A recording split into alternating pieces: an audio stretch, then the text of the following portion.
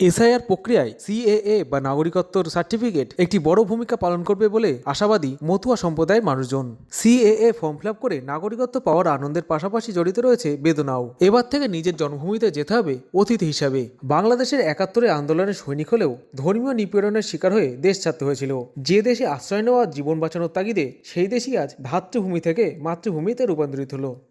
নাগরিকত্বের কার্ড পেয়ে তো অবশ্যই খুশি, কিন্তু একই সঙ্গে মনটাও খুব খারাপ হয়ে গেল। কারণ হচ্ছে যেখানে জন্মেছিলাম, যে দেশের জন্য লড়াই করেছি, ১ বছর মুক্তিযুদ্ধের সঙ্গে ছিলাম, ১ বছর জেলে ছিলাম, সেই দেশটা আজকে আমার কাছে প্রতিবেশী দেশ হয়ে গেল। আজকে সেই দেশে গেলে আমাকে ইন্ডিয়ান পাসপোর্ট নিয়ে যেতে হবে। এটা মনটাকে অবশ্যই খারাপ করে।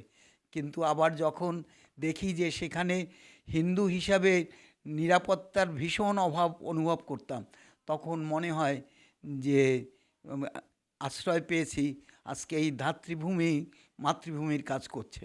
সুতরাং ধাত্রীভূমিকে শ্রদ্ধা জানাচ্ছি, তাতে কোনো আমার মনের দিক থেকে কোনো দুঃখ নেই।